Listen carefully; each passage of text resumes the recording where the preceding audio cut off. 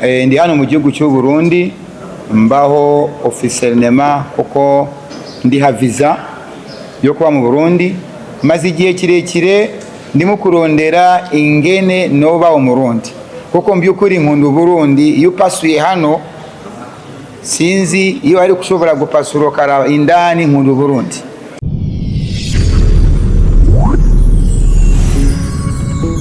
Wowe ushaka kumenya amakuru nyayo atomoye kandi kugiye, wowe ushaka ibiganiro bigufasha gutahura isi turiho, hazi kuri Brighton ITV aho amakuru ahurira n'ukuri, dukora documentaire, inkuru zidasanzwe n'amakuru yizewe, hanyuma uzosanga inkuru zitavugwa ahandi, ibiganiro bituma wiga wiyumvira kandi ugahindura ko ubona ibintu. Subscribe cyangwa s'abone kugira ibiganiro bigushikire ku gihe. Brighton ITV. Ashrafil anbiya wal mursalin wa ba'd. Assalamu alaikum wa rahmatullahi wa barakatuh. Hari byo bisigura amahoro y'Imana abane namwe mwese. Ku mazina nitwa Alhaji Badru Kisalita, mva mu gihugu cya Uganda, ndi umuvugabutumwa mpuzamakungu cyane cyane mu bihugu bya Afrika n'ibindi bihugu b'Iburayi nka Maurice. Umuvugabutumwa akandi kazi nkora ndi umwinjiniyeri wo kwimba amazi ava ikuzimu. Akandi kazi nkora na akazi ko kwigisha abantu uko bashobora korora amafi, mfite ubumenyi bwo kwigisha abantu korora amafi kuko nabyize mu mahanga atandukanye. Turi hano aho turi kugira ngo tubasabe wari we wese urimo kutubona, tugiye ku gahunda ikomeye cyane, gahunda y'ibirori byo munsi mukuru w'Eid Adha w'Intama. Uyu munsi urazwi mu gihugu cyose, si ikintu gisha mu gihugu cyacu. Turabizi yuko abayisilamu bizihiza uyu munsi wa Eid babaga intama, impene n'inka winshi cyane. Rero hari gahunda igiye kuba muri stade Gasaka Ingozi kuri uwo munsi w'Eid tariki 27 z'ukwezi kwa gatanu. Iyo gahunda rero ni gahunda ihoraho menyereye gukora muri iyo stade, kuko buri mwaka niyemeje gukora iyo gahunda yo gusangira n'abandi muri stade Gasaka. Cyane cyane hari abantu bacu b'abaterambere batishoboye bava ibirometero 10, 12, 7 baraza tugasangira nabo umunsi w'Eid. N'abantu bo mu Gatonde, Mivo, Karungura, Gitasi, Robuku, Rizingwe, Nini, abo bose birazwi Ingozi. Muri make ni ibintu bisanzwe, nkunze kubakira kagaburira abantu 2000 ndi njyenyine kandi bose bakishima bagasubira iwabo. Nahise mvuga ni ibi bintu kubiyaye na jyenyine kambisabe n'abandi kugira ngo dufashanye iki kintu cy'ibi birori cyo gusangira, dusangire hamwe. Ariko gusangira sicyo kibazo tushaka. Ikintu gikomeye nabonye gikomeye nuko inuma y'Imana Muhammadin sallallahu alayhi wa sallam yaravuze ati, mugiye muri kumwe abantu barenga 10, 20, 1000, nimutatane mutabanje gusaba, kwisabira ko ugasabira abagenzi bawe, ugasabira igihugu cyawe. Gusaba ni itegeko muri Quran. Imana iti ud'uni astajib lakum, ngaho munsabe ndabishura, kandi nimwanga kunsaba ndabahana. Ud'uni munsabe, nimwanga kunsaba ni ibihano bikomeye. Bivuga yuko gusaba ni itegeko rya Allah subhanahu wa ta'ala. Bityo rero kuri iyo programu hari programu ikomeye cyane yo gusabira igihugu cyacu amahoro n'umutekano. Ikibazo kirabaza kiti, ese amahoro n'umutekano mu Burundi nabihari? Birahari, amahoro arahari, umutekano urahari, ariko kubitsimbataza kugira ngo bibandanye birambe ni itegeko kuri twese. Bivuga yuko Imana muri Qur'ani iti wala in shakartum la azidannakum, mu gihe muzoshimira mukanshimira ku bikeya mbahaye nziye ndabongera. Bivuga yuko tugiye kubona abantu bagiye kuba benshi tubavuga ati oya tushobora gusangira sawa, ariko tugiye gukora icyo Imana idutegeka cyo kwisabira ko tufite ibibazo bitandukanye, ariko tugiye gusabira igihugu, tugiye gusabira twese ubwacu, buri wese agiye kwisabira ko ugasabira mugenzi wawe. Muri rusange tugiye gusabira igihugu cyacu amahoro n'umutekano birambe. Hanyuma rero programu iyo ngiyo twatekereje ko nitwayikora twenyine nk'abayisilamu. Twatumiye abapasitoro batandukanye mu nsengero zitandukanye Ingozi, kandi Imana ishimwe barabitwemereye kabisa, baravuga ati ibintu ukora mu by'ukuri ni byiza, turi tayari. Bityo rero maze kubona yuko n'abatari abayisilamu babyitabiriye, nahise mvuga ni Imana ishimwe, icyo twakora n'abasigaye tubamenyeshe yuko icyo tugiye gukora ni ikintu cyiza. Kaze mu kimenyesha amakuru Akejo Media, ari services zitandukanye arizo nko kumenyekanisha ibintu ariyo publicity na stage ku banyeshuri, harimo ibikoresho byinshi bitandukanye ibisata bitandukanye aribyo informatique de gestion, informatique de maintenance, informatique de communication. Kaze ku kimenyesha amakuru Akejo Media. Ndari itegeko kuri bo. Abapastori b'Ingozi rero barayaze baratubwira bati tugiye no gushyiraho igikombe. Turafise igikombe nibo bakizanye kinini cyane cyo mubona aho ngaho. Barambaza ngo sasa rero mwe b'abayisilamu nibite? Twebwe turavuga tuti twebwe tugiye kubaha inka nini ikomeye nimudutsinda, kuko hagiye kubaho umupira w'amaguru, urukino rw'umupira ruhuza abakristo n'abayisilamu cyangwa abapasitoro n'abashehe. Hanyuma rero hari undi mupira wo guhuza abasoda cyangwa abaserikare, inwa zangabo n'inyamiramabi, yani abapolisi n'abasoda. Uyu mupira nawo turawufise kuko umwanya urahari. Nyuma y'imikino gahunda ikurikiraho ikomeye cyane ni gahunda yo gusabira igihugu.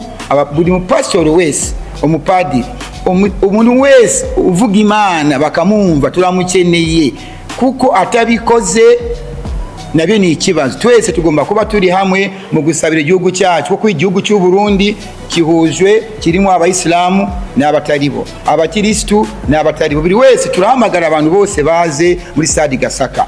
Mu kweza rero ikibazo gikomeye ni gusangira gute horo bikora ku bantu 200, none ugiye kubikora gute?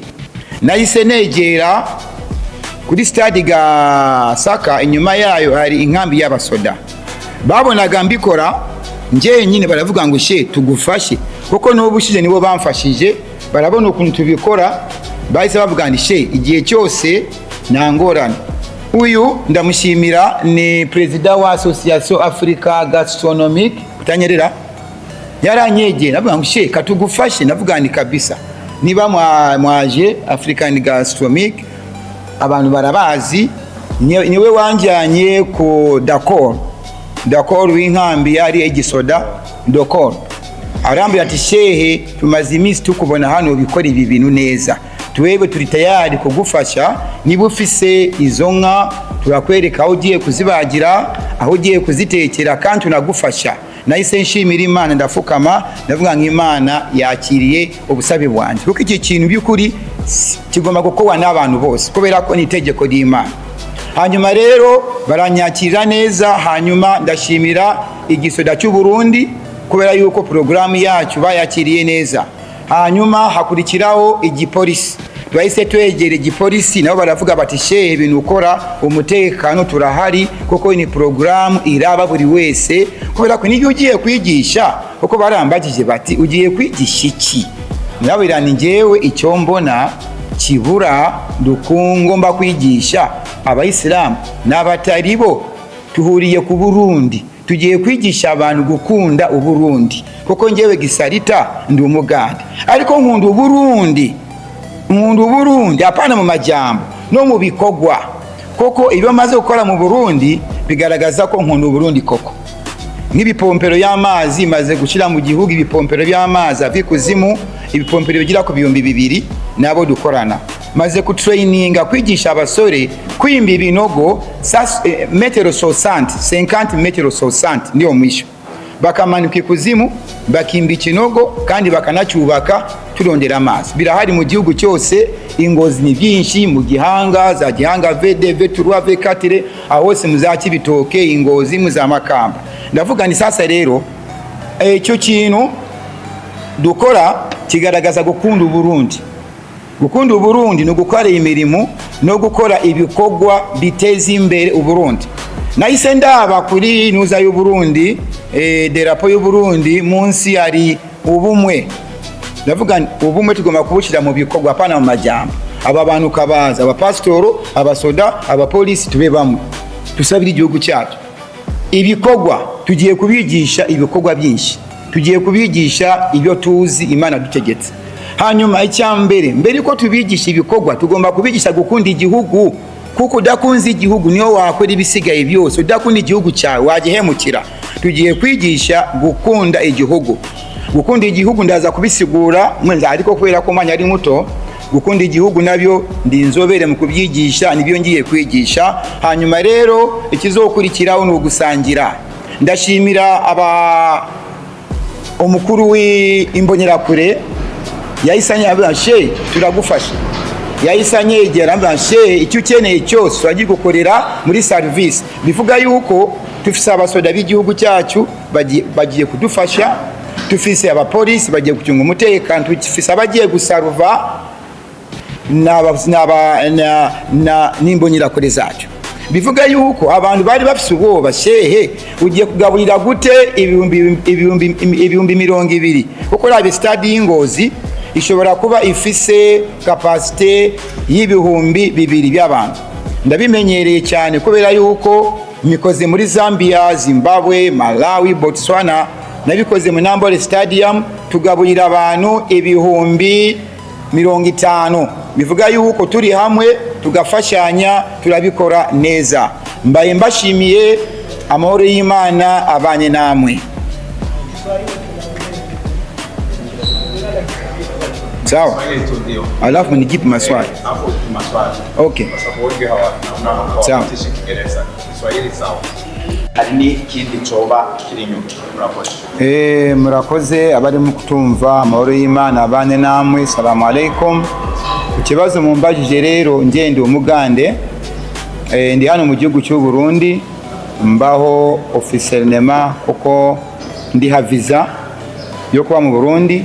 Maze igihe kirekire ndimo kurondera ingene noba umurundi, kuko mbyukuri nkunda Burundi. Iyo pasuye hano sinzi iyo ari kushobora gupasuroka indani, nkunda Burundi kuko nicyo ngiye kwigisha ko gikomeye ni gukunda igihugu. Natanguye kwereka ko nkunda Burundi mu bikorwa nigishije abahungu bacu bimba amazi. Nijyo bayoboye, nijyo babigishije kwimba amazi avikuzimu. Mu gihugu cy'u Burundi tumaze gushyiraho ibipompero by'amazi geologique manual wells zirenge 200 mu bice bitandukanye. Ushaka kubimenya turabifise mu ma report zacu. Hanyuma maze kwigisha abantu uko bashobora korora amafi kugira ngo tujye mu iterambere. Bivuga yuko nkunda Burundi, niyo mpamvu urabona nahamagaye abantu bose baze twigishanye gukunda igihugu cy'u Burundi.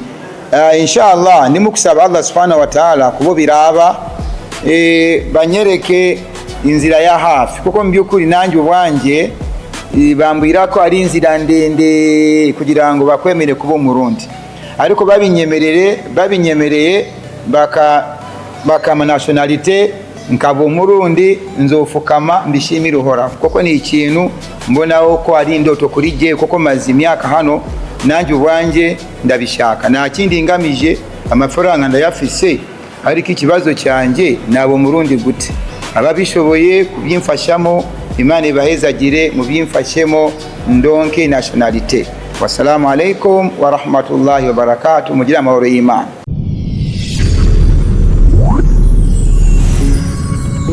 kaze mu kimenyesha makuru Akejo Media. Hari serivisi zitandukanye arizo Nko kumenyekanisha ibintu ariyo publicity. Na stage ku banyeshuri. Harimo ibikoresho byinshi bitandukanye. Ibisata bitandukanye arivyo informatique de gestion, informatique de maintenance. Informatique de communication. kaze ku kimenyesha makuru Akejo Media.